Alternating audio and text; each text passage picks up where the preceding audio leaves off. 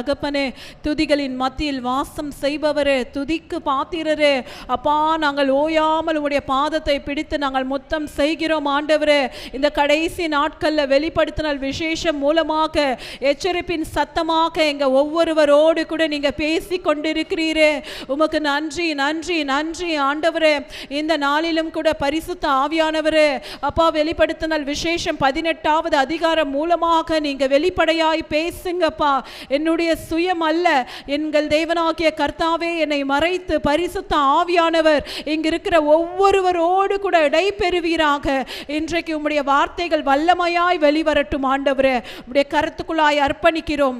இயேசுவின் ரத்தம் ஜெயம், இயேசுவின் நாமத்தினால் பிதாவே, ஆமென். ஹல்லேலூயா. ஷலோம் ஷலோம் ஷலோம். இந்த நாளிலும் கூட நாம் தியானிக்க இருக்கிற பகுதி வெளிப்படுத்தினல் விசேஷம் 18வது அதிகாரம். இதற்கு ஒரு தலைப்பு நான் கொடுக்கிறேன், கம் அவுட் ஆஃப் பாபிலோன். பாபிலோனில் இருந்து வெளியே வா என்கின்ற தலைப்பு நான் கொடுக்கிறேன்.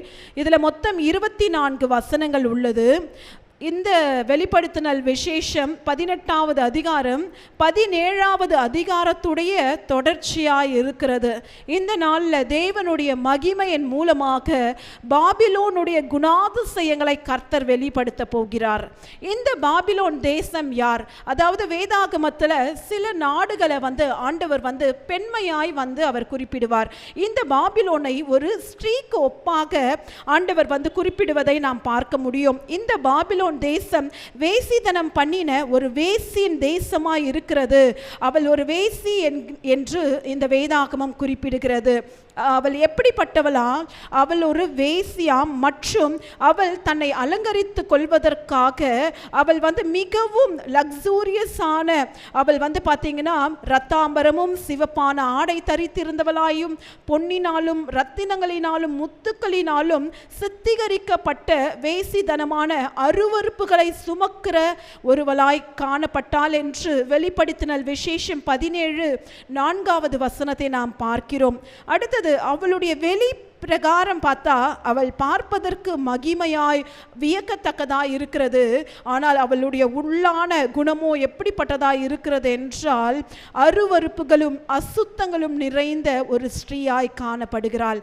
அடுத்தது, அந்த பாபிலோன் தேசம், அதாவது இந்த ஸ்திரீயானவள் அண்டை நாடுகளை பார்த்தீங்கன்னா ஆண்டவரை விட்டு தூரப்படுத்தும்படிக்கு அநேக வஞ்சனையான காரியங்கள் செய்வதை நாம் பார்க்க முடியும். 4வது, இவள் பரிசுத்தவான்களுடைய இரத்தங்களை குடித்த ஒரு ஸ்திரீயாய் இருக்கிறாள். 17:6 இப்படியாய் போடப்பட்டிருக்கிறது, அந்த ஸ்திரீ பரிசுத்தவான்களின் இரத்தத்தினாலும் இயேசுவுடைய சாட்சிகளின் இரத்தத்தினாலும் வெறி கொண்டிருக்கிறதை கண்டேன். அவளை கண்டு நான் மிகவும் ஆச்சரியப்பட்டேன் என்று அப்போஸ்தலனாகிய யோவான் இங்கு எழுதுகிறார். அடுத்தது, கடைசியா இந்த ஸ்ரீ அவள் முற்றிலுமாய் அழிக்கப்பட போகிறாள். நேற்றைய தினத்தில் நம்ம பார்த்தோம் 17-16வது வசனம், நீ மிருகத்தின் மேல் கண்ட 10 கொம்புகளானவர்கள் அந்த வேசியை பகைத்து அவளை பாழும் நிர்வாணமும் ஆக்கி அவளுடைய மாம்சத்தை பட்சித்து அவளை நெருப்பினால் சுட்டெரித்து போடுவார்கள் என்பதை நம்ம பார்த்தோம். அப்போ இந்த ஸ்திரீக்கு ஒரு முடிவு வந்தது. பாபிலோன் நகரம் முழுவதுமாய் சங்கரிக்கப்பட்டதை நாம் பார்த்தோம். இன்றைக்கும் அதனுடைய தொடர்ச்சியாக தான் இந்த 18வது அதிகாரத்தை நாம் வாசிக்க போகிறோம். இந்த பாபிலோன் தேசம் எதற்கு ஒப்பிடுகிறார்கள் என்றால் ஒரு கமர்ஷியல் பவர் நிறைந்த ஒரு தேசமாய் பார்க்கிறார்கள். அதாவது உலக சந்தை நம்ம கேள்விப்பட்டிருக்கிறோம், ஸ்டாக் மார்க்கெட். அதாவது நம்ம இந்திய தேசத்தில் கூட அங்கு அசைவு உண்டாயிடுச்சுன்னா இங்கே விலைவாசிகள்லாம் ஏறிடும், உடனே நிறைய தட்டுப்பாடுகள் வரும். இப்போ கூட நம்ம சந்தித்து கொண்டிருக்கிறோம், கேஸ் டீசல் தட்டுப்பாடுகள்லாம் வந்துவிட்டது. எங்கே பார்த்தாலும் ஒரே இந்த பெட்ரோலியம் கிரைசிஸ்னால நம்ம இப்போது அது தாக்கத்தில் நம்ம இருக்கிறோம். இப்படிப்பட்ட கமர்ஷியல் பவர் நிறைந்த ஒரு நாடு தான் பாபிலோனுடைய பகுதி. அடுத்தது, இந்த பீஸ்ட், இந்த மிருகத்தை குறித்து நம்ம பார்த்தோம் இல்லையா நேற்று, 7 தலை 10 கொம்பு. இதை எது கூட ஒப்பிடுறாங்கன்னா மிலிட்ரி பவர் நிறைந்த ஒரு மிருகமாய் பார்க்கிறாங்க. அப்போ இந்த ஸ்ரீ இடத்துல ஒரு தாக்கம் உண்டாகும் போது உலக பொருளாதாரத்தில் ஒரு தாக்கம் உண்டாகிறதாம். கடைசியில் இந்த மிருகமே அந்த ஸ்ரீயை விழுங்குவதை நாம் பார்க்க முடியும். இதை கண்டு யோவான் பயப்படுகிறார். பயப்படுகிறார். இன்றைக்கு நாமும் பயப்படுகிறோம். எதுக்காக இப்படிப்பட்ட காரியங்கள்லாம் இந்த கடைசி காலத்தில் நடக்குது என்று நம்ம பார்க்கும்போது இது புதுசு கிடையாது. ஆதி காலத்திலிருந்தே வரலாற்று சுவடுகளை நம்ம ஆராய்ந்து பார்த்தோம் என்றால் ஒரு ராஜ்யத்திற்கு விரோதமாக இன்னொரு ராஜ்யம் எழும்புவதை நாம் பார்த்து கொண்டிருக்கிறோம். இந்த பாபிலோன் எம்பையரே நம்ம எடுத்துக்கும் போது இந்த பாபிலோன் ராஜ்யம் ரொம்ப திடகாத்தமாக இருக்கும்போது நேபுகாத் நேச்சார் அரசாண்டார். அடுத்தது அவனுடைய மகனாகிய பெல்ஷாத்சார் அரசாண்ட அந்த நேரத்தில் இந்த பெல்ஷாத்சார் என்ன பண்ணுறாருன்றது நமக்கு தெரியும். தானியல் அதிகாரம் 5:25 வாசிக்கும் போது இந்த பெல்ஷாத்சார் என்ன பண்ணுறாருன்னா, எருசலேமிலிருந்து கொண்டு வந்த அந்த பரிசுத்தமான அந்த பொற்பாத்திரங்களில் அவர் அந்த திராட்சை ரசத்தை அவரும் அவனுடைய மனைவிமார்களும் அவனுடைய வைப்பாட்டிகளும் குடிக்கும் போது அந்த சுவற்றில் ஒரு கைவிரல் கொப்பாய் அந்த மனுஷ விரல் தோன்றி மேனே மேனே தெக்கேல் உபசியா என்கின்ற வார்த்தையை எழுதுவதை நாம் பார்க்க முடியும். அந்த இடத்துல தானியல் அதற்கு விளக்கம் கொடுத்து உன்னுடைய ராஜ்யம் பிடிங்கப்பட்டு மேதியன் பெர்சியனுடைய ராஜ்யத்திற்கு கொடுக்கப்படும் என்று அந்த தீர்க்க தரிசனம் உரைத்த அந்த இரவிலேயே பார்த்தீங்கன்னா மேதியனுடைய தரியு ராஜ்யம் உருவாவதை நம்ம பார்க்க முடியும். அடுத்தது தரியு ராஜ்யாவுக்கு பிறகு பெர்ஷியன் எம்பையர் பெர்சியா ராஜ்யம் தலை தூக்குவதை நம்ம பார்க்க முடியும். அகாஸ்வேரு ராஜா 127 நாடுகளை அவன் அரசாண்டான். பிற்பாடு கிரீக் சாம்ராஜ்யம் உருவானதை நம்ம பார்க்க முடியும். அடுத்தது ஆண்டவராகிய இயேசு கிறிஸ்துவின் நாட்களில் ரோம சாம்ராஜ்யம் மிகவும் ஒரு இரும்பை போல இருந்ததை நாம் பார்க்க முடியும். இப்படி தான் ஒரு ராஜ்யத்திற்கு விரோதமாக இன்னொரு ராஜ்யம் எழும்பி இருக்கிறது. ஆனாலும் கூட நம்ம அதை கண்டு பயப்பட தேவையில்லை. வெளிப்படுத்தினல் விசேஷம் 17:17 படிக்கு தேவன் தம்முடைய வார்த்தைகள் நிறைவேறும் அளவும் அவர்கள் தமது யோசனையை நிறைவேற்றுகிறதற்கு ஒரே யோசனை உள்ளவராய் இருந்து தங்கள் ராஜ்யத்தை மிருகத்திற்கு கொடுக்கிறதற்கும் அவர்களுடைய இருதயங்களை ஏவினார். அப்போ ஆண்டவருடைய கண்ட்ரோல்ல தான் இது எல்லாமே நடைபெறுகிறது. ஆண்டவர் சில விஷயங்களை சோதிக்கும்படிக்கு அநேக காரியங்களை நம்ம வாழுகிற நாட்களில் கூட பாபிலோனை போல கொண்டு வருவார். நம்ம ஆண்டவரை விட்டு பிரிந்து போயிடுறோமா, இல்லை இந்த கடைசி காலத்தில் ஆண்டவருடைய வழிகளில் நம்ம நடக்கிறோமா என்று சோதிப்பதற்காக அநேக டெஸ்ட்டை கொண்டு வருவார். ஆனாலும் கூட நம்ம மறந்துவிடக்கூடாது, ஆண்டவருடைய ஆளுகை மாத்திரமே இந்த உலகம் எங்கும் நிறைந்திருக்கிறது. ஹல்லேலூயா. இன்றையுடைய செய்திக்கு நேராய் நாம் கடந்து வருவோம். இதில் மொத்தம் 24 வசனங்கள் உள்ளது என்பதை நான் சொன்னேன். 1 வரைக்கும் நான் ஒரு தலைப்பு கொடுக்கிறேன், டெக்கரேஷன் ஆஃப் பாபிலோன் ஃபால், அலங்கரிக்கப்பட்ட பாபிலோனின் வீழ்ச்சி என்கின்ற தலைப்பை நான் கொடுக்கிறேன். 4-8 a call to God's people to come out of Babylon, பாபிலோனை விட்டு வெளியே வரும்படிக்கு தேவ ஜனங்களுக்கு அழைப்பு. 9-19 வரைக்கும் வேர்ல்ட் mourns for Babylon, உலகம் பாபிலோனுக்காக புலம்புகிற காலத்தை குறித்து நம்ம பார்க்க போகிறோம். கடைசி தலைப்பு 21-24 வரைக்கும் heavens rejoice in God's righteousness, பரலோகம் தேவனுடைய நீதியை கண்டு மகிழ்வதை குறித்து நாம் பார்க்க முடியும். நம்ம எடுத்து வாசிக்கலாம். 1வது வசனத்தை நாம் எடுத்து வாசிக்கலாம்.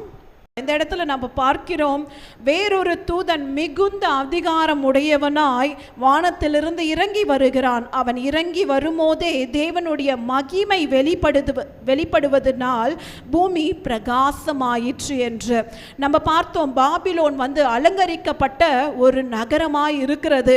ஆனாலும் அது பொய்யான ஒரு அலங்காரம் தான். தேவனுடைய மகிமை வரும்போது அந்த மகிமைக்கு முன்பாக எதுவுமே பிரகாசமாய் இருக்காது. ஆண்டவர் எல்லா இருளையும் வெளிப்படுத்தி அந்த பாபிலோனுடைய குணாதிசயங்களை வெளிப்படுத்துவதை நாம் வருகிற வசனங்களில் நம்ம பார்க்க முடியும். அப்போ இந்த தூதன் இறங்கி வரும்போதே தேவனுடைய மகிமை பிரகாசமாய் பூமி எங்கும் நிரப்பிற்றாம். 2-3வது வசனத்தை நாம் வாசிக்க கேட்போம். இந்த இடத்துல அந்த தூதனானவர் சொல்றாரு, பலத்த சத்தத்தோடு மகா பாபிலோன் விழுந்தது, அது பேய்களின் குடியிருப்பும் சகல அசுத்த ஆவிகளின் காவல் வீடுமாயிற்று என்று இங்க சொல்றாரு. நேற்றைய தினத்துல நம்ம வாசித்ததை நம்ம பார்த்தோம். 17:4 அந்த ஸ்ரீயுடைய வெளி தோற்றம் மற்றும் உள்ளான தோற்றத்தை குறித்து நம்ம வாசித்தோம். அந்த ஸ்ரீ ரத்தாம்பரமும் சிவப்பான ஆடை தரித்து பொன்னினாலும் ரத்தினங்களாலும் முத்துகளினாலும் சிங்கரிக்கப்பட்டு தன் வேசித்தனமாகிய அருவருப்புகளினாலும் அசுத்தத்தினாலும் நிறைந்த பொற்பாத்திரத்தை தன் கையில் பிடித்திருந்தா. ஒரு ஸ்ரீ இருக்கிறா, அந்த 7 தலை 10 கொம்பு மிருகத்தின் மீது உட்கார்ந்து இருக்கிறா. அவ வெளியே பார்ப்பதற்கு மகிமையாய் ரத்தாம்பரம் அணிந்திருக்கிறா, சிவப்பான ஆடை தரித்திருக்கிறா, பொன்னினால அவளை அலங்கரித்து கொண்டு இருக்கிறாள். தன்னுடைய கையில பார்த்தீங்கன்னா அப்படியே பொற்பாத்திரம் ஜொலிக்கிற மாதிரி ஒரு கப் வச்சிருக்கா. அந்த கப் என்னன்னு பார்த்தா அருவருப்புகள் நிறைந்திருக்கிறதாம், பானத்தினால, அதாவது ட்ரிங்க்னால நிறைந்திருக்கிறதாம். ஆனா உள்ளான அவளுடைய குணங்கள் எப்படி இருக்கிறது என்று பார்த்தால் அசுத்தம் நிறைந்ததாய் இருக்கிறதா. அதுதான் இந்த 2வது வசனத்துல போடப்பட்டு இருக்கிறது. அந்த வேசியானவள் அந்த பாபிலோன் விழும்போது அவளுக்குள்ள இருந்த குணம் பேய் குடியிருப்பை போலவும் அசுத்த ஆவிகள் காவல் வீடை போல அது மாறிற்றாம். அடுத்தது 3, வேசித்தனத்தின் உக்கிரம் மதுவை எல்லா ஜாதிகளும் குடித்தார்கள். அப்போ அவ கையில வைத்திருந்த அந்த பாத்திரத்துல அந்த மது ஊற்றப்பட்டிருந்தது. அவளை சார்ந்த அந்த பூமியின் ராஜாக்கள் எல்லாம் அவளோடு கூட வேசித்தனம் பண்ணி அந்த மதுவை குடித்தார்களாம். இது எதை குறிப்பிடுகிறது என்றால் ஒரு பிசிக்கலான விபச்சாரத்தை குறித்து இங்கு போடப்படவில்லை. ஸ்பிரிச்சுவலா ஆண்டவரை விட்டு விலகி போனதை தான் ஆண்டவர் இங்கு அப்படியாக குறிப்பிட்டு கொண்டிருக்கிறார். பாபிலோனை மாத்திரம் செல்வம் நிறைந்த நாடு என்று விசுவாசித்து ஆண்டவரை விட்டு பின்மாற்றத்தில் போன அண்டை நாடுகளுக்கு தான் ஆண்டவர் இப்படிப்பட்ட ஒரு பெயரை கொடுத்திருக்கிறார். இந்த ராஜாக்கள் அந்த வேசியோடு கூட அவர்கள் விபச்சாரம் செய்தார்கள், அந்த மதுவை குடித்தார் என்று போடப்பட்டிருக்கிறது. காரணம், அவர்கள் தேவனை விசுவாசியாமல் அந்த ஃபினான்ஷியலா அவங்க பலமாய் இருக்கிற அந்த ஐஸ்வர்யத்தை நம்பி, எல்லா அந்த பொருளாதாரத்தை நம்பி தேவனை விட்டு பின்மாற்றத்தில் போனார்களாம். ஹல்லேலூயா. அப்போ இந்த ஃப்ரோனிகேஷன், இந்த விபச்சாரம் என்றால் அவங்க ஸ்பிரிச்சுவலா ஆண்டவருடைய விசுவாசத்தில் நிலைத்திருக்கவில்லை என்று போடப்பட்டிருக்கிறது. அடுத்தது இந்த மதுபானம் எதை குறிப்பிடுகிறது என்றால் விச்கிராஃப்ட், அதாவது இந்த செய்வன மந்திர கட்டுகள்லாம் செய்வாங்க இல்லையா, அவங்க என்ன பண்ணுவாங்க, ஆண்டவரே மறந்து ஆண்டவரே இல்லை என்று அந்த அசுத்த ஆவிகளோடுலாம் கூட பிணைக்கப்பட்டு அந்த பிளாக் மேஜிக்கெல்லாம் ப்ராக்டிஸ் பண்ணுவாங்க. அந்த இடத்துல ஆண்டவர் இருப்பாரா? இருக்க மாட்டார் கண்டிப்பா. ஆனால் இவங்க என்ன பண்ணுவாங்க, அந்த ஆவிக்குரிய உலகத்தையே போய் டச் பண்ணிட்டு வருவாங்க. அப்போ அதுதான் இங்கே போடப்பட்டிருக்கிறது.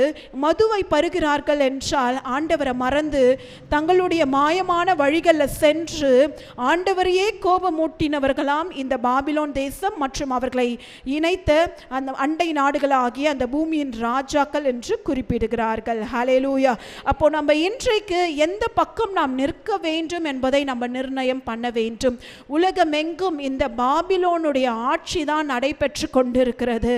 நம்ம இந்த கடைசி காலத்துல கூட நம்ம பாபிலோனுடைய ஸ்டாண்டர்ட்க்கு நேராக நம்மளுடைய லைஃப் ஸ்டைலை மாற்ற போகிறோமா, இல்லை ஆண்டவருக்கு பிரியமான வழிகளை நாம் நடந்து நம்ம கடைசி காலத்தில் ஆண்டவரோடு கூட நாம் நிற்க போகிறோமா என்று நம்ம நிர்ணயம் பண்ணிக்கொள்ள வேண்டும். அடுத்த பகுதி 4-8 வரைக்கும் நான் ஒரு தலைப்பு கொடுத்திருந்தேன். ஆண்டவர் தன்னுடைய மக்களை பார்த்து ஒரு அழைப்பு விடுவிக்கிறாராம், பாபிலோன் தேசத்தை விட்டு வெளியே வாருங்கள் என்று. 4வது வசனத்தை நாம் வாசிக்க கேட்போம். இப்போ இந்த இடத்துல அப்போஸ்தலனாகிய யோவான் இந்த தரிசனங்களை பார்த்து கொண்டிருக்கும் போதே இன்னும் ஒரு சத்தம் வானத்திலிருந்து உண்டாகிறது. இந்த சத்தம் யாரோடு கூட பேசுகிறதாம்? அது என் ஜனங்கள் என்று போடப்பட்டிருக்கிறது. அப்போ முதலாவது ஆண்டவர் ஒரு காரியத்தை செய்ய போகிறார் என்றால் உலகத்தோடு கூட பேச மாட்டாரு, அவருடைய தேவ பிள்ளைகளோடு கூட பேசுவார். ஹல்லேலூயா. அவருடைய தீர்க்கதரிசிகளோடு பேசுவார். அதனால தான் நம்ம பழைய ஏற்பாடு காலத்தில் கூட அநேக சம்பவங்களை நம்ம பார்க்க முடியும். நோவாவுடைய காலத்தில் அந்த பூமியை அழிப்பதற்கு முன்பாக ஆண்டவர் ஒரு எச்சரிப்பின் சத்தத்தை தன்னுடைய ஜனங்களுக்கு அவர் விடுவிப்பதை நாம் பார்க்க முடியும். ஆதியாகமம் 12வது அதிகாரம் ஆதியாகமம் 6வது அதிகாரம் 12, 13வது வசனம் இப்படியாய் போடப்பட்டிருக்கிறது. தேவன் பூமியை பார்த்தார், இதோ அது சீர்கெட்டதாய் இருந்தது, மாம்சமான யாவரும் பூமியின் மேல் தங்கள் வழியை கெடுத்து கொண்டார்கள். அப்பொழுது தேவன் நோவாவை நோக்கி, மாம்சமான யாவரின் முடிவும் எனக்கு முன்பாக வந்தது, அவர்களாலே பூமி கொடுமையினால் நிறைந்தது, நான் அவர்களை பூமியோடு கூட அழித்து போடுவேன் என்று இந்த இடத்துல தேவனுடைய சத்தம் தன்னுடைய ஜனமாகிய நோவாவுக்கு நேராய் கடந்து வருகிறது. அப்போ நமக்கு தெரியும், நோவா போய் அங்க இருக்கிற எல்லார்கிட்டையும் ஆண்டவருடைய நியாய தீர்ப்பு வரப்போது, நான் பேழை செய்ய போறேன், நீங்க வந்துடுங்க, நம்ம பத்திரமாக இருக்கலாம்னு சொல்லும் போது நோவாவை பார்த்து ஏராளமாய் அவர்கள் செய்தார்களாம். ஆனாலும் கூட நமக்கு தெரியும், நோவாவுடைய குடும்பம் மாத்திரமே காப்பாற்றப்பட்டது. ஹல்லேலூயா. அதிலிருந்து பரிசுத்த சன்னதி உருவானதை நாம் பார்க்க முடியும். அடுத்தது பார்த்தீங்கன்னா, லோத்துடைய சம்பவத்தை நம்ம எடுத்துக்கொள்ளலாமே. லோத்து உடைய அதிகாரம் எதில் இருக்குன்னா, ஆதியாகமம் 19வது அதிகாரம் 13வது வசனத்துல நமக்கு தெரியும், லோத்தும் அவனுடைய குடும்பமும் சோதோம் கோமோராவில் இருப்பதை நம்ம பார்க்க முடியும். அந்த இடத்துல பார்த்தீங்கன்னா ஆண்டவர் நியாய தீர்ப்பு வரும்போது, ஏன்னா அந்த அந்த இடத்துடைய பாவம் பரலோகத்தை எட்டினதா நம்ம வாசிக்கலாம். ஆதியாகமம் 19:13, நாங்கள் இந்த ஸ்தலத்தை அழிக்க போகிறோம், இவர்கள் கூக்குரல் கர்த்தருடைய சமூகத்தில் பெரிதாயிருக்கிறது, இதை அழிக்க கர்த்தர் எங்களை அனுப்பினார் என்று யாரிடத்துல சொன்னார்கள்? லோத்திடத்துல சொன்னார்கள். ஹல்லேலூயா.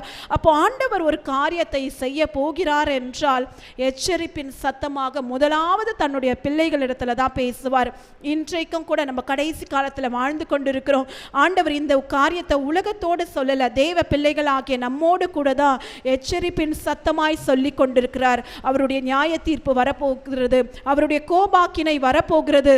இந்த கடைசி காலத்தில் ஆண்டவருடைய கோபாக்கினை நம் மீதும் நம்ம குடும்பத்தின் மீதும் தேசத்தின் மீது வராதபடிக்கு நம்ம ஒவ்வொரு நாளும் அவருடைய கிருபையை கேட்டு பெற்றுக்கொள்ள வேண்டும்.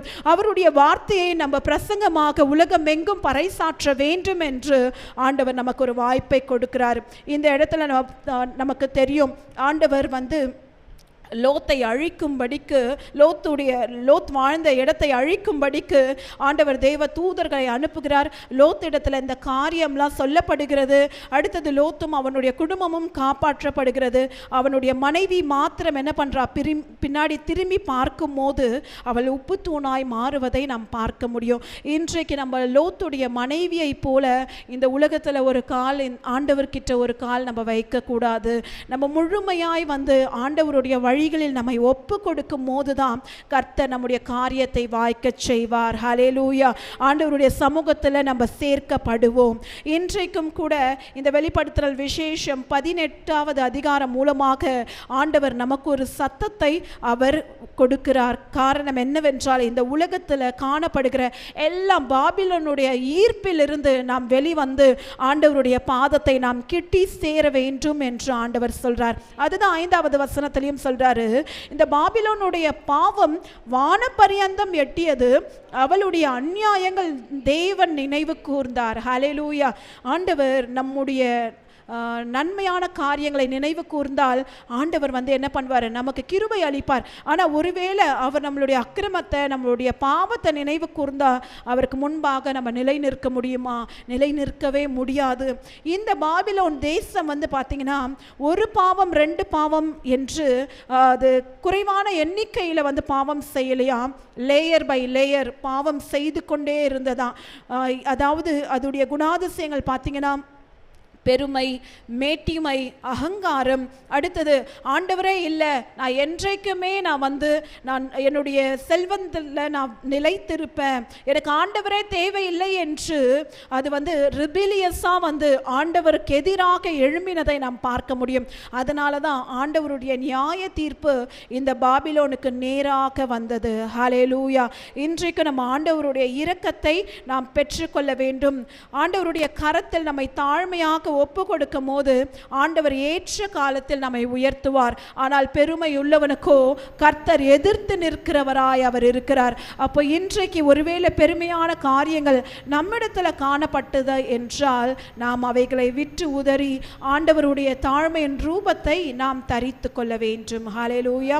நம்ம 6 8 வசனம் வரைக்கும் வாசிக்க கேட்கலாம். அப்போ இந்த பாபிலோன் தேசம் என்ன சொல்லுகிறதா, நான் செல்வ சருக்கில் நான் வாழ்ந்திருக்கிறவள், எனக்கு வாதையே வராது, எனக்கு துக்கமே வராது, நான் ராஜஸ்ரீயை போல நான் வாழ்கிறேன், செல்வத்தில் நான் செழிப்பா இருக்கிறேன், நான் விதவை கிடையாது, எனக்கு துக்கம் வராது, நான் என்றைக்குமே நான் பிரம்மாண்டமான ஒரு நகரமாய் நான் இருப்பேன் என்று இந்த பாபிலோன் சொல்லி கொண்டதாம். அதனால தான் ஆண்டவர் சொல்றாரு, என்னுடைய நியாய தீர்ப்பு சடதியாய் அந்த பாபிலோன் தேசத்தின் மீது வரும் என்று. இன்றைக்கும் கூட உலகத்தில் நடக்கிற காரியங்கள்லாம் பார்த்தால் சடதியாய் தான் எல்லாம் நடந்து கொண்டிருக்கிறது. கொரோனா வரும்னு நம்ம எதிர்பார்த்தோமா? இல்லவே இல்லை. சாதாரணமான ஒரு வாழ்க்கையில தான் நம்ம வாழ்ந்து கொண்டு இருந்தோம். ஆனால் இந்த கொள்ளை நோய் உலகமெங்கும் பரவி எத்தனையோ லட்சக்கணக்கான மக்கள் பார்த்தீங்கன்னா இறந்து, அது புதைப்பதற்கு கூட இடமில்லாமல் குவியல் குவியலாய் பள்ளம் தோண்டி புதைத்ததை நம்ம பார்த்தோம். எல்லா இடத்துலையும் பொருளாதார வீழ்ச்சியை நம்ம பார்த்து கொண்டிருக்கோம். அப்போ நியாய தீர்ப்பு என்றால் சடதியாய் வரும். ஆனால் ஆண்டவருடைய பிள்ளைகளாகிய நாம் அவரோடு கூட நம்ம அவருடைய கிருபையை பெற்றுக்கொண்டு நாம் இருந்தோம் என்றால் இந்த நியாய தீர்ப்பின் ஆக்கினை நம்மீதோ நம்ம குடும்பத்தின் மீதோ வராது. அப்போ இன்றைக்கு நம்ம ஆராய்ந்து பார்ப்போமே, இந்த பாபிலோன் சொல்லுகிற காரியம் நம்ம கிட்ட இருக்கா? நாமும் கூட அநேக நேரத்தில் பெருமையாக நடந்திருப்போம், மேற்றுமையாய் நடந்திருப்போம், எல்லாம் தெரியும் என்ற ஒரு எண்ணம் இருந்திருக்கலாம். இல்லை என்னுடைய சுய வழிதான் கரெக்ட் என்று நம்ம அநேக முடிவுகளை எடுத்திருக்கலாம். ஆனால் இன்றைக்கு ஆண்டவர் சொல்கிறார், அந்த வழிகளெல்லாம் விட்டு, பாபிலோனுடைய வழியை விட்டு நம்ம ஆண்டவருடைய கரத்தில் நம்மை தாழ்மையாய் ஒப்பு கொடுக்கும் போது கர்த்தர் நிச்சயமாகவே நம்மை ஆசீர்வதிப்பார். இதே சம்பவம், இந்த பாபிலோன் அலங்கரிக்கப்பட்ட இந்த நகரம் எப்படி உண்மையிலேயே விழுந்தது என்பதை குறித்தும் நம்ம பார்க்கலாம். அந்த பாபிலோன் தேசத்தில் பிரம்மாண்டமான நேபுகாத் நேசார் என்கின்ற ஒரு ராஜா இருந்தது நமக்கு தெரியும். தானியேல் 4வது அதிகாரத்தை நாம் எடுத்துக்கொள்வோம். தானியேல் 4:30-33 வரைக்கும் நம்ம வாசித்து பார்க்கலாம். தானியேல் 4:30-33 வரைக்கும் நாம் வாசிக்கலாம். நான் உங்களுக்காக வாசிக்கிறேன். இந்த இடத்துல நேபுகாத் நேச்சார் சொல்கிறார் 30வது வசனத்தில், இது என் வல்லமையின் பராக்கிரமத்தினால் என் மகிமை பிரஸ்தாபப்படுத்துவதற்கென்று ராஜ்யத்துக்கு அரண்மனையாக நான் கட்டின மகாபாபிலோன் அல்லவா என்று சொன்னான். இந்த வார்த்தை ராஜாவின் வாயில் இருக்கும்போதே வானத்திலிருந்து ஒரு சத்தம் உண்டாகி, ராஜாவாகிய நேபுகாத் நேச்சாரே, ராஜ்யபாரம் உன்னை விட்டு நீங்கிற்று, மனுஷரிலிருந்து தள்ளப்படுவாய், வெளியின் மிருகங்களோடு சஞ்சரிப்பாய், மாடுகளைப் போல புல்லை மேய்வாய். இப்படியே உன்னதமானவர் மனுஷருடைய ராஜ்யத்தின் ஆளுகை செய்து தமக்கு சித்தமாய் இருக்கிறவனுக்கு அதை கொடுக்கிறார் என்பதை நீ அறிந்து கொள்ள மட்டும் 7 காலங்கள் உன்மேல் கடந்து போகும் என்று உனக்கு சொல்லப்பட்டிருக்கிறது என்று விளம்பினது. அந்நேரமே இந்த வார்த்தை நேபுகாத் நேச்சாரின் நிறைவாயிற்று. அவன் மனுஷரிலிருந்து தள்ளப்பட்டு மாடுகளைப் போல புல்லை மேய்ந்தான். அவனுடைய தலைமயிர் கழுகுகளுடைய இறகுகளைப் போலவும் அவனுடைய நகங்கள் பட்சிகளுடைய நகங்களைப் போலவும் வளரும் மட்டும் அவன் சரீரம் ஆகாயத்து பனியில் நனைந்தது. பாருங்க, எவ்வளோ ஒரு துயரமான ஒரு சம்பவம் நேரிடுவதை நம்ம பார்க்க முடியும். நேபுகாத் நேச்சார் மிகவும் செழிப்பாய் இஸ்ரவேல் தேசத்தை சிறைப்பிடித்தவர். அடுத்தது எருசலேமுடைய ஆலயம் இடிக்கப்பட்டு எல்லா சகல பனிமூட்டுகளை கொண்டு வந்தவர். எத்தனையோ ராஜாக்கள், எருசலேமின் ராஜாக்களை சிறை கைதியாய் பிடித்து கொண்டு வந்த ராஜா தான் இவர். இன்றைக்கு எப்படி மாறி போனாராம்? ஒரு பட்சியை போல, ஒரு புல்லை மேய்கிற மாடை போல அவன் மாறுவதற்கு காரணம் என்னவென்றால் அவனிடத்தில் காணப்பட்ட பெருமை. ஹல்லேலூயா. அவன் அந்த பாபிலோன் நகரத்தை பார்த்து சொன்னானாம், இது இது என்னுடைய மகா நகரமாகிய பாபிலோன், என்னுடைய மகிமையை பிரஸ்தாபப்படுத்துவதற்கென்று நான் கட்டின இது மகா பாபிலோன் என்று அவன் சொன்ன அந்த மாத்திரத்திலேயே அவன் வாயிலிருந்து அந்த வார்த்தை பிறந்த உடனே பார்த்தீங்கன்னா அவனுக்கு நியாய தீர்ப்பு வருகிறது. அப்போ இன்றைக்கும் நாம் எச்சரிப்பாய் நம்ம இருக்க வேண்டும். நாம் என்ன பேசுகிறோம், என்ன செய்கிறோம், நம்மளுடைய ஆக்ஷன் எப்படிப்பட்டதா இருக்கிறது என்பதை நம்ம ஒவ்வொரு நாளும் நம்ம நிதானமாய் நம்ம செயல்பட வேண்டும். இப்படிப்பட்ட பெருமையான காரியங்கள் நம்ம இடத்துல காணப்பட்டதா என்றால் அதை நம்ம முற்றிலுமாய் நம்ம புறக்கணித்து விட்டு தேவனுடைய கிருபையை நாம் பெற்றுக்கொள்ள வேண்டும். ஹல்லேலூயா. அடுத்தது ஆண்டவர் என்ன சொல்றார் என்றால், இந்த பாபிலோன் பெருமையில போனதுனால இதற்கு பார்த்தீங்கன்னா நியாய தீர்ப்பு மாத்திரம் அல்ல, வாதைகளும் நேரிட்டதாம். 8வது வசனம் அதுதான் போடப்பட்டிருக்கிறது. அப்போ நம்ம ஆண்டவருடைய சமூகத்தில் நம்மை தாழ்மையாய் நம்ம ஒப்பு கொடுக்கும் போது இப்படிப்பட்ட வாதைகளிலிருந்தும் நாம் தப்பித்து கொள்ள முடியும். எகிப்து தேசத்தில் நமக்கு தெரியும், ஆண்டவர் நியாய தீர்ப்பை கொடுக்கும்படிக்கு 10 வாதைகளை தேவனாகிய கர்த்தர் அனுப்புகிறார். அதில் அநேக வாதைகளை நம்ம பார்க்க முடியும். அப்போ இப்படிப்பட்ட வாதைகள், எகிப்தியருக்கு வரப்பண்ணின வியாதிகள் நம்ம மீது வரக்கூடாது என்றால் ஆண்டவருடைய பலத்த கைக்குள்ள நம்ம அடங்கி இருக்க வேண்டும். ஹல்லேலூயா. பாபிலோனை போல எனக்கு எல்லாம் தெரியும், நான் என்னைக்குமே நான் மேட்டுமையா இருப்பேன், நான் உயர்ந்த மலையை போல இருப்பேன் என்று நம்ம பெருமையில் நம்ம போனோம் என்றால் நியாய தீர்ப்பு சடுதியாய் வரும் என்று கர்த்தர் சொல்லுகிறார். அப்போ இந்த இடத்துல ஆண்டவர் இன்னொரு ஸ்டேட்மெண்ட்டும் சொல்கிறார். என்னவென்றால், அவள் உங்களுக்கு எப்படி பலன் அளித்தாலோ அதே போல நீங்களும் உங்களுடைய பலனை அழியுங்கள் என்று கர்த்தர் சொல்லுகிறார். ஆண்டவராகிய இயேசு கிறிஸ்துவின் வருகை மிகவும் சமீபமாய் இருக்கிறது. அதுதான் வெளிப்படுத்தினல் விசேஷம் 22:12 வசனம் சொல்லுகிறது, இதோ சீக்கிரமாய் வருகிறேன், அவனவனுடைய கிரியைகளின்படி அவனுக்கு நான் அளிக்கும் பலன் என்னோடு கூட வருகிறது. அப்போ நம்ம நல்ல விதை விதைத்தோம் என்றால் நல்ல பலனை கர்த்தர் கொடுப்பார். ஒருவேளை ஆண்டவருக்கு பிரியமில்லாத விதைகளை நாம் விதைத்திருக்கிறோம் என்றால் இன்றைக்கு நாம் மனம் திரும்ப வேண்டிய நாள். நம்ம இன்றைக்கு நம்முடைய கெட்ட வழிகளை விட்டு நாம் ஆண்டவர் பக்கமாய் திருப்பும் போது கர்த்தர் அந்த நற்கிரியைக்கேற்ற பலனை அவர் வரும் நாளில் நமக்கு கொடுப்பார். ஹல்லேலூயா. நம்ம 3வது பகுதிக்கு நேராய் நாம் கடந்து செல்லலாம். 9 19 வசனம் வரைக்கும் 3வது பகுதியாய் நாம் பார்த்தோம். உலகம் பாபிலோனுக்காக புலம்புகிறதை குறித்து நம்ம பார்க்க போகிறோம். நம்ம 9-10 வசனத்தை நாம் வாசிப்போம். அப்போ இந்த இடத்துல பார்த்தீங்கன்னா அந்த பாபிலோனோடு கூட இணைக்கப்பட்ட நாடுகள்லாம் அவளுடைய அழிவை பார்க்கும்போது, ஐயோ இவ்வளோ பெரிய பாபிலோன் அழிந்து போயிட்டே, நம்ம எப்படி நம்ம வியாபாரம் செய்ய முடியும், இதற்கப்புறம் நம்ம செல்வந்தர்களாய் நம்ம எப்படி வாழ முடியும் என்று அழுது புலம்புவார்களாம். நமக்கு தெரியும், சீசர் என்கின்ற ராஜா வாழுகிற அந்த நாட்களில் அந்த சீசராயனுக்கு ஏற்றபடி பார்த்தீங்கன்னா அவனை வணங்கும் போது தான், அவனுடைய சிலைக்கு முன்பாக வணங்கும் போது தான் மக்களுக்கு பார்த்தீங்கன்னா அவன் நன்மையான காரியங்களை செய்வானா.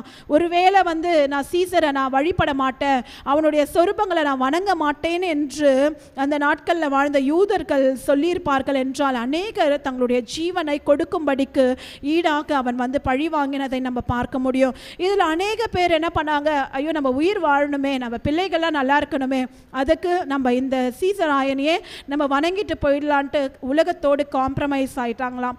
இன்றைக்கு அப்படிப்பட்ட ஒரு சூழ்நிலை வந்தது என்றால் நம்ம உலகத்தோடு கூட நம்ம ஊடுருவி போகக்கூடாது. ஹல்லேலூயா. நம்ம இந்த உலகத்தில் வாழ்ந்தாலும் இந்த உலகத்துக்குரியவர்கள் அல்ல, கர்த்தருக்காக வேறு பிரிக்கப்பட்டவர்கள் என்று வசனம் சொல்லுகிறது. இன்றைக்கு நம்ம ஆண்டவருடைய வழிகளை நம்ம நடக்கும் போது எல்லா அசுத்தங்களை விட்டு கர்த்தருடைய பாதத்தை பிடித்து கொள்ளும் போது இன்றைக்கு கர்த்தர் நமக்கு ஒரு கிருபையை அவர் கொடுக்கிறார். ஹல்லேலூயா.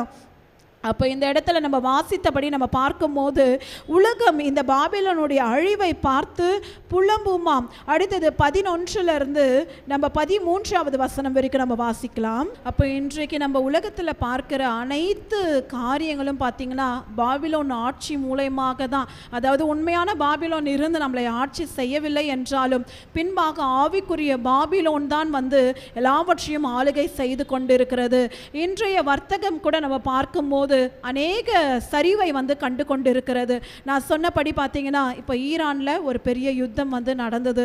அதனுடைய தாக்கம் பார்த்தீங்கன்னா அந்த நாட்டோடு போல இந்தியா வரைக்கும் அந்த தாக்கம் வந்திருக்கு. இன்றைக்கு நான் வரும்போது கூட பார்த்தீங்கன்னா அநேக பெட்ரோல் பங்க் வெளியே அவ்வளோ கூட்டம், பெட்ரோல் கிடைக்காம, நம்ம கேஸ் புக் பண்ணால் கேஸ் கூட புக் ஆகாமல் அநேக ப்ராப்ளம் போய் கொண்டு இருக்கிறது. அநேக வர்த்தகங்கள் பார்த்தீங்கன்னா சரிவை கண்டிருக்கிறது.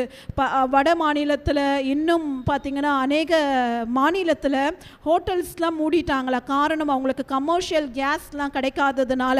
அப்போது இப்படியே இந்த நிலைமை போய்கொண்டது என்றால் சராசரி மனிதர்களாகிய நாமும் கூட பாதிக்கப்படுவோம். நமக்கு வீட்டுக்கு 2 மாதத்துக்கோ இல்லை ஒரு 45 நாளுக்கோ ஒரு கேஸ் சிலிண்டர் தேவைப்படுது. அதுவும் நமக்கு கிடைக்கலனா எவ்வளோ ஒரு கஷ்டமான ஒரு சூழ்நிலை ஏற்படும். விலைவாசிகளாக ஏறும்போது உலக பொருளாதாரமே ஒரு அசைவை காணப்படுகிறது. அப்போது பிற்பாக இது யார் வந்து இதெல்லாம் செயல்படுத்துவது என்று பார்த்தால் பாபிலோனுடைய ஆவிதான் இதையெல்லாம் கிரியை செய்து கொண்டிருக்கிறது. ஹல்லேலூயா. இன்றைக்கு அதை நாம் கடிந்து கட்டி நாம் ஜெபிக்க வேண்டும். ஹல்லேலூயா. நம்முடைய ஆத்துமாவை கூட இச்சித்து நம்முடைய ஜீவனை பறிக்கும்படிக்கு அது செயல்படுமாம். நாம் வாசிக்கலாம். 14 19 வசனம் வரைக்கும் வாசிக்க கேட்போம். அப்போ பாபிலோனுடைய வீழ்ச்சி சடதியாய் வரும்போது அநேக தாக்கம் வந்து உண்டாகும். அதில் யார் யாரெல்லாம் பிணைக்கப்பட்டிருந்தார்களோ அவர்கள் எல்லாம் பாதிக்கப்படுவார்கள். இன்றைக்கு உலகமே பார்த்தீங்கன்னா ஆண்டவருடைய பிள்ளைகள் கிடையாது. அதில் அநேக உலகத்தார்கள் கூட நீதிமான்களாய் வாழுகிறார்கள். ஆனால் சில பேர் என்ன பண்ணுறாங்க, பாவத்தின் வழியில் போனாதான் நம்ம ஐஸ்வர்யவானாக இருக்க முடியும், நம்ம பாவம் செய்தாதான் நம்ம பணம் சம்பாதிக்க முடியும் என்று அநேக உலக வழிகளை தேடி போவதை நம்ம பார்க்க முடியும். லஞ்சம், ஊழல், இப்படிப்பட்ட காரியங்கள், அநேக விபச்சார வேசித்தனம் செய்து அநேக காரியங்கள் வந்து செல்வங்களாய் வளர்ந்தவர்கள்லாம் நம்ம அநேக நியூஸ்லாம் நம்ம கேள்விப்படுறோம். அப்போ இப்படிப்பட்ட பாவங்களோடு பிணைக்கப்பட்டோம் இருந்தால் நம்மளுடைய நியாய தீர்ப்பு ஒரே நாழிகையில் வரும் என்று ஆண்டவர் சொல்றாரு. ஆண்டவருடைய வருகை கூட ஒரே நாழிகையில் தான் வரப்போகுது. அவருடைய ராப்சர் வரப்போகுது. அன்றைக்கு சபையாகிய மணவாட்டி நமக்கு தெரியாது அந்த நாள் என்றைக்கு என்று. அப்போ அவருடைய நாழிகை வரும்போது நம்ம ஆண்டவரோடு கூட இணைக்கப்பட்டிருந்தோம் என்றால் அவரோடு கூட நாம் செல்லப்படுவோம். ஹல்லேலூயா.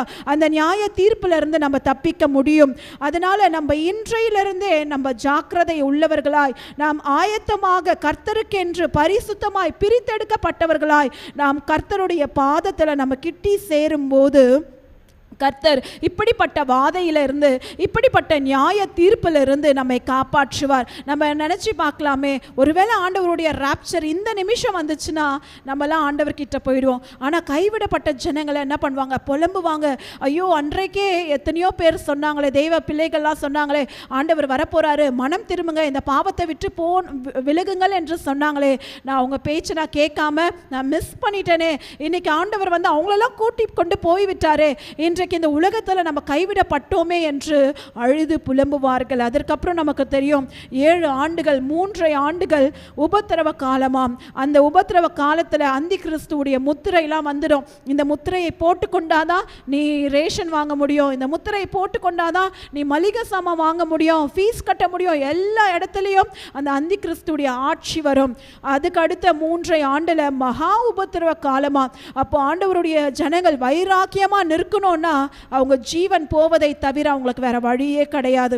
அதில் காப்பாற்றப்பட்டவங்க தான், முத்திரை போடப்படாதவங்க தான் அதில் ஆண்டவர் கிருபையா இருந்து அவர்களுக்கு ஒரு கிரேஸ் கொடுத்து ஆண்டவருடைய சமூகத்தில் சேர்த்து கொள்வார்களாம்.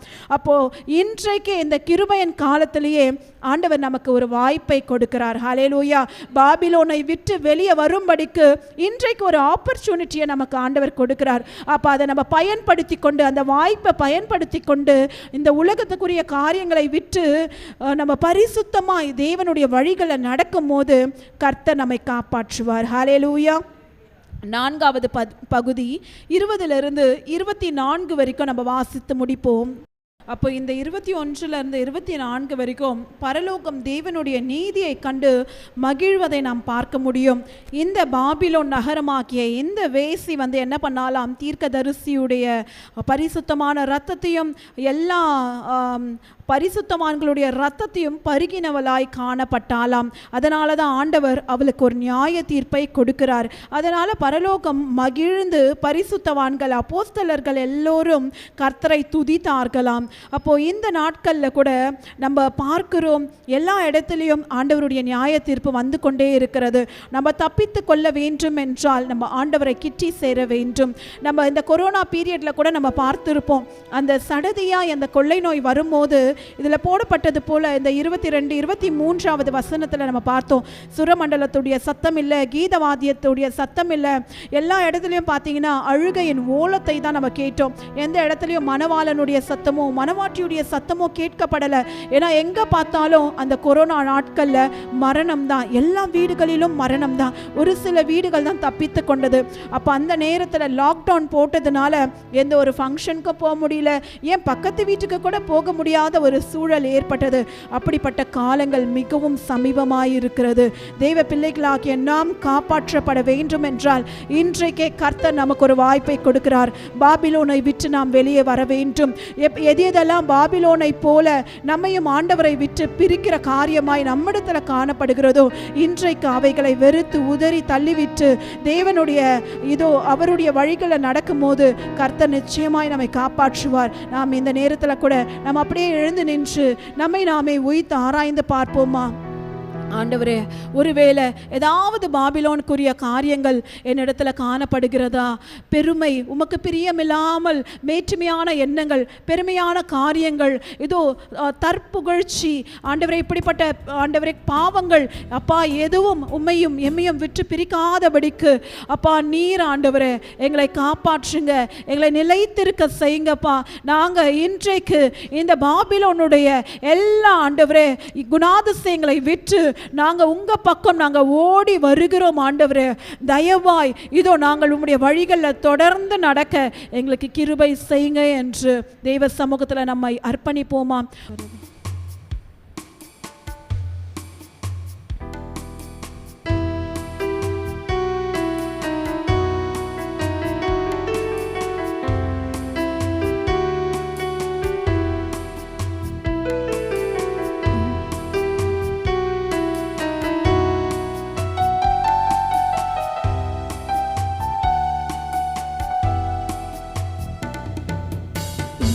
பிரியமானதை செய்ய எனக்கு கற்றுத்தாரும் தெய்வமே, உமக்கு பிரியமானதை செய்ய எனக்கு கற்றுத்தாரும் தெய்வமே.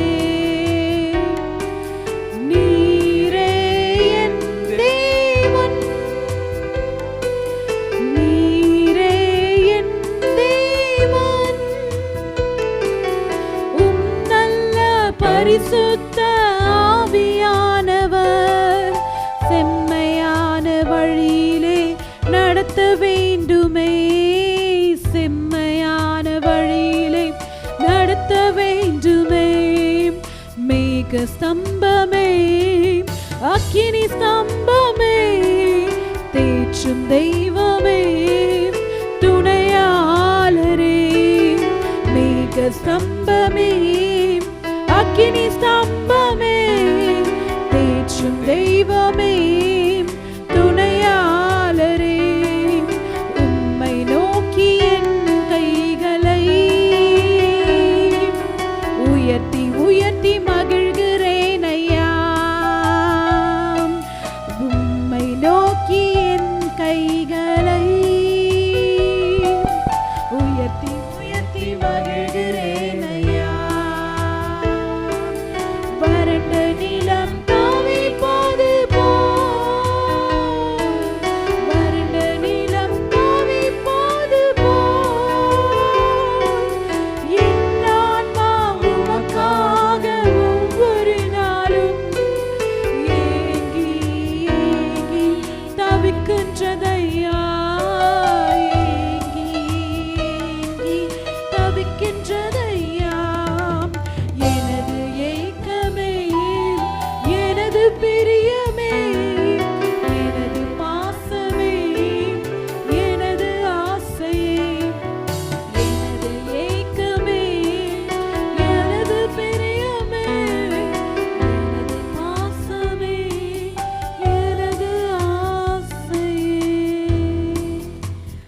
பிதாவே, இது இந்த வேலையில் கூட தகப்பனே, இந்த அதிகாரத்தின் மூலமா எங்ககிட்ட நீங்கள் பேசின வார்த்தைகளுக்காக உமக்கு நாங்கள் நன்றி செலுத்துகிறோம் அப்பா.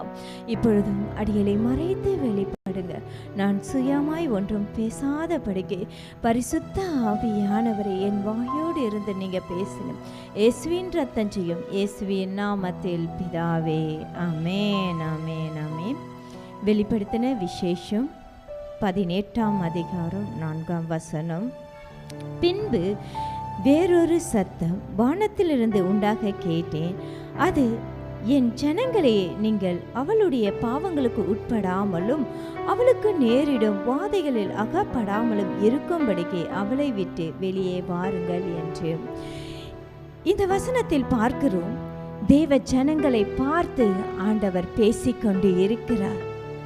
நீங்கள் பாவங்களுக்கு உட்படாது இருங்கள், பாபிலோன் வழியில் போய் சிக்கிக் கொள்ளாது இருங்கள், அந்த வழியை விட்டு வெளியே வாருங்கள் என்று. நான் அவளை அழிக்க போகிறேன் என்று. ஆமென், அல்லேலூயா. ஆண்டவர் இன்றைக்கு நம்மோடு கூட பேசிக்கொண்டு இருக்கிறார். நாம் எப்படி வாழ்ந்து கொண்டு இருக்கிறோம்? பாபிலோன் நகரத்தில் இருக்கிற அந்த வழியில் நடந்து கொண்டு இருக்கிறோமா? நம்மை நாமே ஆராய்ந்து பார்க்கலாம். நமக்குள்ள பெருமை இருக்கா? மேட்டுமை இருக்கா? கீழ்ப்படியாம நம்ம போய்கொண்டு இருக்கிறோமா? நாம் முன்னேற வேண்டும் என்று பாபிலோனுக்குரிய காரியங்களை பின்பற்றி போய்கொண்டு இருக்கிறோமா? பாபிலோன் வாழ்க்கை என்ன தெரியுமா? மற்றவர்களை ஏமாற்றி நம் பணம் சம்பாதிக்க வேண்டும். நம்ம மற்றவர்கள் கிட்ட இருக்கிற அநேக பாவ காரியங்கள் இருந்து நாம் வாழ்ந்து கொண்டிருந்த அந்த அடிமைத்தனத்திலிருந்து நாம் வெளியே வர வேண்டும் என்று இந்த நாள் ஆண்டவர் நம்ம கூட பேசிக்கொண்டு இருக்கிறார். அது மாத்திரமல்ல, ஏன் நமக்கு வியாதிகள் வருகிறது என்று பார்த்தால், இது அந்த பாவ காரியத்துக்குள் சிக்கி கொண்டு இருப்பதனால் தான் நமக்குள் வியாதிகளும் வருகிறதா. இன்று அந்த அடிமைத்தனத்திலிருந்து ஆண்டவர் நம்மை வெளியே வா, பாபிலோன் வாழ்க்கை விட்டு வெளியே வா என்று ஆண்டவர் நம்மை அழைத்து கொண்டு இருக்கிறார். நம் இரு வழிகளில் நடந்து இருந்தோம் என்றால் கர்த்தர் நம்மிடத்துல வரமாட்டார். அதை விட்டு விட்டு நம்ம அறிக்கை செய்து நம்ம ஆண்டவர் பக்கமாய் வரும்போது ஆண்டவர் நம்மை பாதுகாக்க அவர் வல்லவராய் இருக்கிறார். இன்றைக்கு ஆண்டவர் நம்மை அழைக்கிறார்.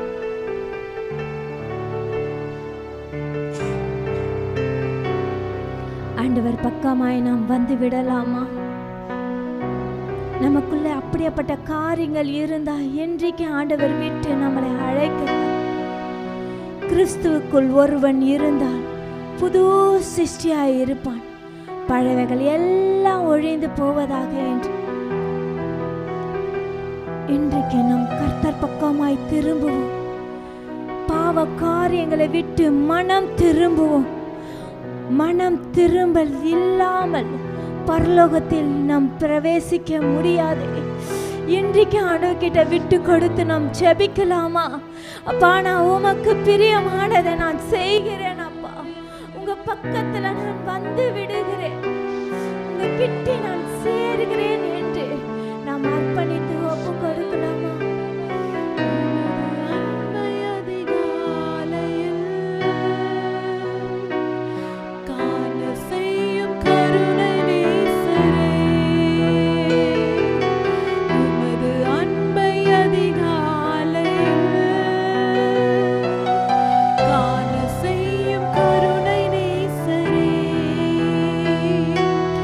உம்மையே நம்பியுள்ளேன்.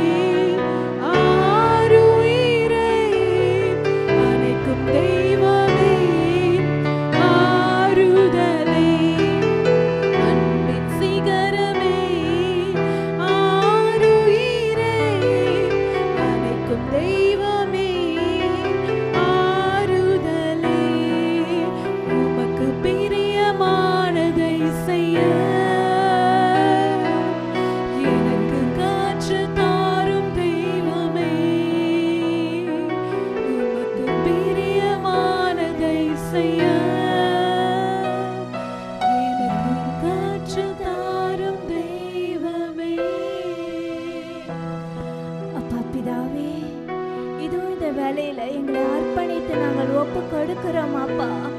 இதோ நாங்கள் இயேசுவின் இடத்தில் வந்த பிறகு எங்களுக்குள்ள அநேக காரியங்கள் இதுவரையும் பாபிலோனோட அந்த அப்பா அந்த அடிமைத்தனத்தின் வாழ்க்கை எங்களை பின்பற்றி வந்ததுப்பா. நான் ஞானஸ்தானம் எடுத்துட்டேன், நான் ஆண்டவருக்கு ஊழியம் தான் செய்கிறேன் அப்படின்னு நாங்கள் செய்து கொண்டு இருந்தாலும் எங்களுக்கே தெரியாமல் அநேக காரியங்கள் எங்களை ஒட்டி கொண்டு வருவது இந்த வேலையில எங்களுக்கு நீங்க அப்பா உணர்த்தி கொண்டு இருக்கிறீங்கப்பா. எங்களுக்குள்ள கோபம் இருந்தாலும் அது பார்வோனின் ஆவி, எங்களுக்குள்ள பெருமை இருந்தாலும் அது பார்வோனின் ஆவி, எங்களுக்குள்ள பெருமை இருந்தாலும் அது பார்வோனின் ஆவி. இதோ எங்களுக்குள்ள அநேக பாவ காரியங்கள் இது யாருமே பார்க்கலையே, நான் ரகசியமா தானே செய்து கொண்டு இருக்கிறேன் என்றால் அதுவும் பார்வோன் ஆவி எங்களை பின்தொடர்ந்து வருகிறதுப்பா. உலக காரியத்தை நாங்கள் பார்த்து கொண்டு இருப்பதே அது பார்வோனின் ஆவி என்பதை இன்றைக்கு அப்பா உங்க சத்தத்தை நாங்கள் கேட்கிறோம் அப்பா, உங்கள் சத்தத்தை நாங்கள் கேட்டுக்கொண்டு இருக்கிறோம் அப்பா. இன்றைக்கு நீங்க மனம் திரும்பும்படியாக எங்களை அழைக்கிறீங்கப்பா, இன்றைக்கு அழைக்கிறீங்களப்பா. பின்பாக இருக்கிறவங்க கூட நீங்க முன்பாக வாங்க, பின்பாக இருக்கிறவங்க இன்றைக்கு ஆண்டவரோட சத்தம் உங்களோட கூட பேசிக்கொண்டு இருக்கிறது. அமர்ந்து இருக்கிறவர்களை பார்த்து ஆண்டவர் பேசுகிறார். நம்ம ஒரு விஷய கண்களை திறக்கலாமா? பின்பாக அமர்ந்து இருக்கிறவங்க முன்பாக வாங்க, பின்பாக அமர்ந்து இருக்கிறவங்க முன்பாக வாங்க. ஆண்டவர் இந்த வேலையில நம்ம பார்வோன் ஆவியிலிருந்து விடுதலை இன்றைக்கு ஆண்டவர் கட்டளையிட போகிறார். அந்த பாபிலோன் ஆவியிலிருந்து இன்றைக்கு ஆண்டவர் ஒரு விடுதலையை கட்டளையிட போகிறார். இன்றைக்கு விடுதலையை கட்டளையிட போகிறார். பார்த்து கொண்டு இருப்பவர்களும் கேட்டுக்கொண்டு இருப்பவர்கள் மேலும் ஆண்டவரோட சத்தம் இன்றைக்கு கேட்டுக்கொண்டு இருக்கின்றது. பாபிலோன் அந்த அடிமையை படித்து கொண்டிருக்கிற அந்த ஆவியை இயேசுவின் நாமத்தினால வெளியே போன்னு கட்டளையிடுகிறோம். இயேசுவின் நாமத்தினால வெளியே போய் என்று கட்டளையிடுகிறோம். கோபத்தின் ஆவியே இயேசுவின் நாமத்தினால வெளியே போ. பெருமையின் ஆவியே இயேசுவின் நாமத்தினால வெளியே போ. மேட்டிமையின் ஆவியே இயேசுவின் நாமத்தினால வெளியே போ. இன்றைக்கு நாங்க கட்டளையிடுகிறோம்.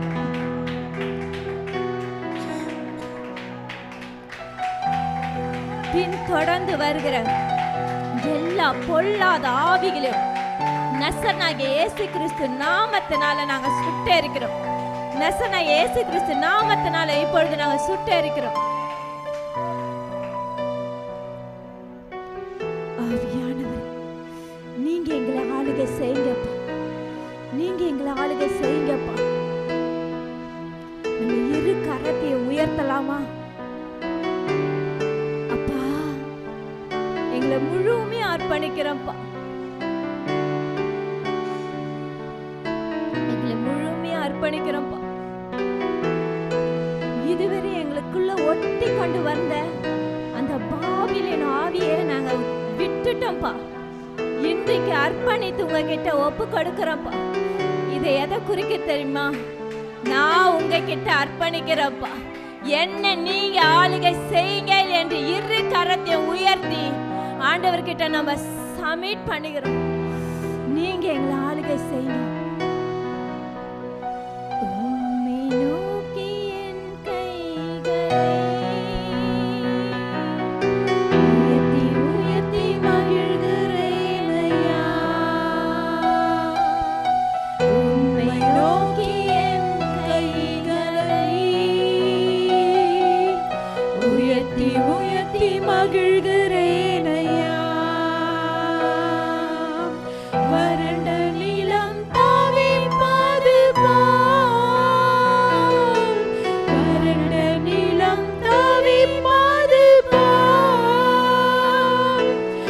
என் ஆன்மா உமக்காக ஒவ்வொரு நாளும்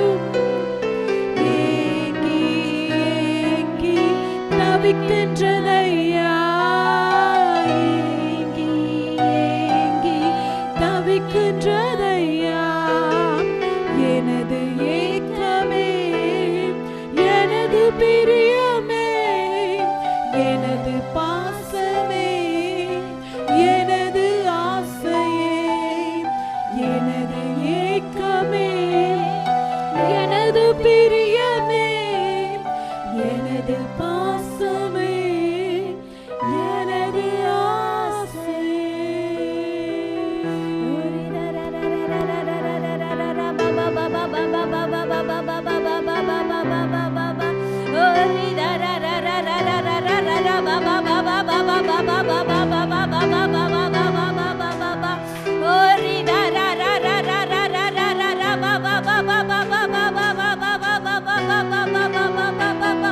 பரிசுத்த ஆவியானவரே, நீங்க ஆளுகை செய்து கொண்டிருக்கீங்கப்பா.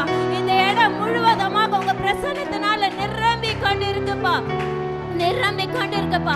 நாங்கள் உங்க ஆலயம்பா, நாங்கள் உங்க ஆலயம்பா, நாங்க உங்க ஆலயம்பா, நாங்க உங்க ஆலயம்பா. நீங்க வாசம் செய்கிற இந்த ஸ்தலம் பரிசுத்தம் உள்ளதுப்பா, பரிசுத்தம் உள்ளதுப்பா. ஓ ரீகா பாஷா தாரா பா பா பா பா பா பா பா பா பா பா பா பா பா பா பா பா பாஷா தாரா பா பா பா பா பா பா பா.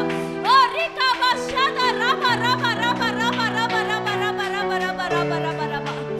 இன்றைக்கு எங்களை நீங்க பரிசுத்தப்படுத்தினதற்காக உள்ளத்தின் ஆழத்திலிருந்து உமக்கு நாங்க நன்றி செலுத்துகிறோம்ப்பா. உங்க பிரசன்னம் இந்த இடத்துல நிரம்பி கொண்டு இருக்கப்பா, எல்லாரையும் தொட்டு கொண்டு இருக்கப்பா. ஆவியானவரே, ஓ ரீகா பாஷா தாரா பா பா பா பா, இன்றைக்கு நீங்க புதுப்பித்து கொண்டு இருக்கீங்கப்பா. ஓ ரீகா பாஷா தாரா பா ரா பா ரா பா ரா பா ரா பா ரா பா ரா பா ரா பா. உங்க பிரசன்னத்தினால எங்களை அப்பா நீங்க மூடிக்கொண்டதற்காக உள்ளத்தின் ஆழத்திலிருந்து உமக்கு நன்றி செலுத்துகிறோம் அப்பா. உங்க கரத்துல எங்களை தாழ்த்துகிறோம், தாழ்த்துகிறோம், தாழ்த்துகிறோம். உங்களை மாத்திரம் உயர்த்துகிறோம் அப்பா. நீரே வழியும் சத்தியமும் ஜீவனமாயிருந்து எங்களை ஒவ்வொரு நாளும் நீங்க வழி நடத்துங்க. உங்க கரத்துல எங்களை தாழ்த்துகிறோம், உங்களை மாத்திரம் உயர்த்துகிறோம். இயேசுவின் ரத்தம் ஜெயம், இயேசுவின் நாமத்தில் பிதாவே, ஆமென், ஆமென், ஆமென், ஆமென். ஷாலோம், ஷாலோம், ஷாலோம். கர்த்தர் தாமே உங்க ஒவ்வொருவரையும் ஆசீர்வதிப்பாராக. ஆமென். கடைசி ஆசீர்வாதத்துக்கு நேராக கைகளை விரித்துக்கொள்ளும். ஈவரக்கா அடோனாய் வயீஷ்மரக்கா யா ஏ அடோனாய் பனவ் அல்லக்கா விஹுனக்கா ஈஷா அடோனாய் பனவ் அல்லக்கா வயசம் லக்கா ஷாலோம், வயசம் லக்கா ஷாலோம். கர்த்தர் உன்னை ஆசீர்வதித்து காக்க கடவர். கர்த்தர் தன் முகத்தை மேல் பிரகாசிக்க பண்ணி உன்மேல் கிருபையா இருக்க கடவர். கர்த்தர் தன் முகத்தை உன்மேல் பிரசன்னமாக்கி உனக்கு சமாதானம் கட்டளையிட கடவர். ஹல்லேலூயா, ஹல்லேலூயா, ஹல்லேலூயா.